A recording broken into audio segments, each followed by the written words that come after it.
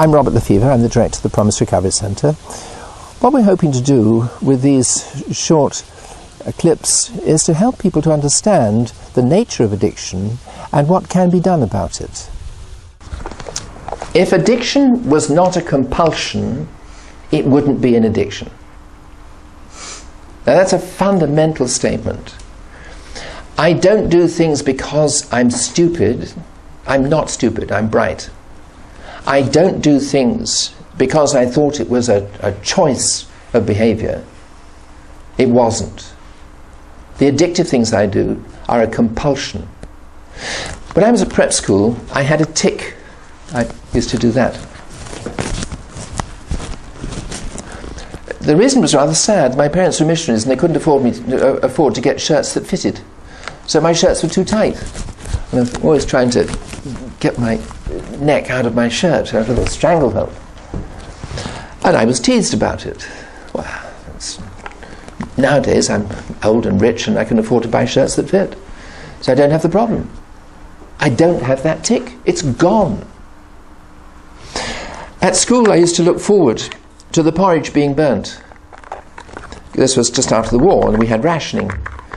And if the porridge was burnt, nobody else would eat it. But I would.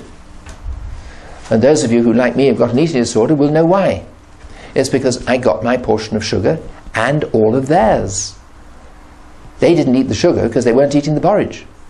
So I had all of their sugar as well as my own. You could have diagnosed my eating disorder at the age of 7. I actually asked for help for it at the age of 47. So I just didn't see it. I didn't see that I had a problem. Anybody else could see it. My weight used to vary 50 pounds up and down. Why? I'm not stupid. I'm bright. I've got degrees. You know, I'm a doctor. You know, there are stupid doctors, but they're stupid in different ways. We're all intellectually bright. But aren't I stupid with my eating disorder? It's unbelievable how stupid I've been. And yet, I'm intelligent. How can an intelligent person do a stupid thing again and again and again and again and again? How does that happen? And the answer is that it's not a choice, it's a compulsion. I did those things to stay alive. The underlying depression would have killed me.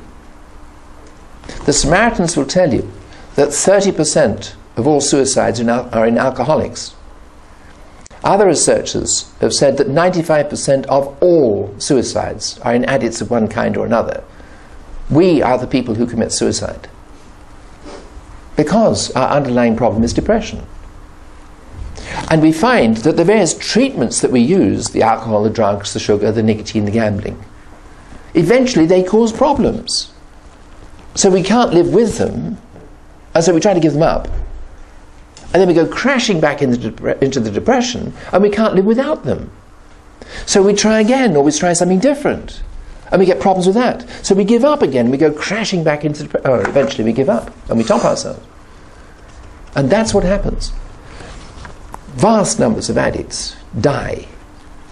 This illness has, as a result of the compulsion, a higher mortality than anything. And in fact, if you look at the major killing diseases, you will see addiction. What's cancer caused by? Go on, it's a trap. It is not caused by cigarette smoking. It's caused by nicotine addiction. You see, we have to name it correctly. There are a lot of people who smoke, you know, who are not addicted to it. They hardly smoke at all, but they're smokers. But it isn't just a question of quantity, it's a question of determination. We go on and on and on. Mark Twain said, giving up smoking is easy. I've done it 19 times. You see, it's the compulsion that takes us back. And that's what isn't understood by people who simply say, well, you're going to get chronic bronchitis, you're going to get emphysema, you're going to get cancer of the lung. They don't understand that we know that already. We're not stupid. But we still do it. We still go back and do it. Because it's a compulsion. And that's frightening. What's behind heart attacks? Nicotine addiction, alcohol addiction, sugar addiction. The same for strokes. What's behind liver disease? Alcohol addiction. What's behind obesity? Sugar addiction. You know, behind all the major killing conditions is addiction. And yet doctors will talk in terms of, you know, obesity or of you know, drunkenness or overdose. We talk about the consequences. And interesting enough, that was all I was ever trained in. I did 6 years of university education as a medical student, 3 years at Cambridge and 3 years at the Middlesex Hospital. I had not one single lesson on addiction in 6 years. Not one. We were not taught about addiction. I had not one single lesson on normal psychology. And I'm a GP.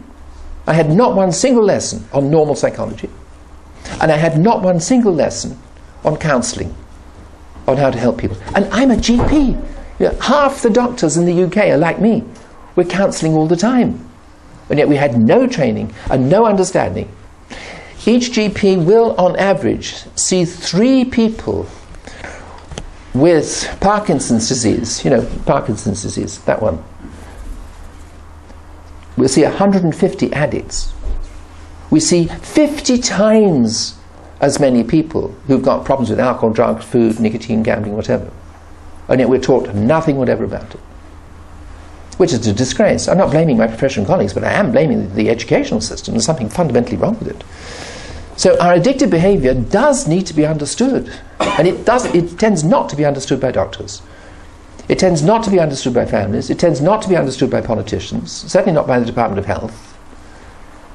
But it is understood by addicts. And what we do here is to put addicts together. Because what we're trying to help people to understand is not alcoholism, drug addiction, eating disorders, whatever. We're trying to get them to understand what addiction really is. It makes no difference how we treat it. What's important is what's underneath. Because what's underneath will rekindle, will reshoot, will drive us back into one thing or the other. Okay, I'll give up alcohol. Yeah, what do you do then? It picks up sugar, it picks up nicotine. So within 6 months, he's fat as a house and smoking like a chimney. That is not a treatment for addiction. It's just another addiction. So you go on antidepressants. That is not a treatment for addiction. It's just another addiction. So they give up the alcohol and they take up work and exercise, good, healthy addictions. Well, they're not good, healthy addictions. We treat workaholism, we treat exercise addiction. There is no escape if you've got a compulsive nature. If people talk about an addictive personality, I haven't got an addictive personality. I've got my own personality, thank you very much. I'm me. And in recovery, that's what we want to get. I don't want a set of rubber stamp Robert clones. I don't want you like that. And Meg will tell you that is bad news. Don't try to imitate somebody else. Be yourselves. But just as I was saying, seen one alcoholic, you've seen them all. That should not be true in recovery. In recovery, we should be ourselves. We should be the person we really are. We may have an addictive nature that is genetically inherited. We can't avoid that. But we don't have to behave as active addicts. I haven't used addictive substances and processes for 21 years. I am me. I've got myself back. And Meg's got the husband she married. Not the one who was an absolute tyrant and a stupid bloody idiot. That one has hopefully gone. But he's only gone so long as I do the things that I need to do on a continuing daily basis.